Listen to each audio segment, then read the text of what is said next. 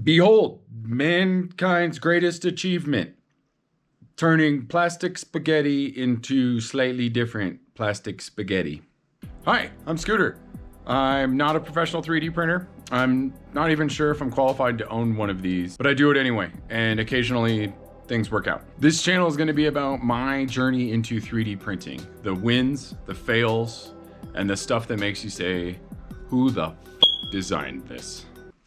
No, seriously, who thought this was a good idea?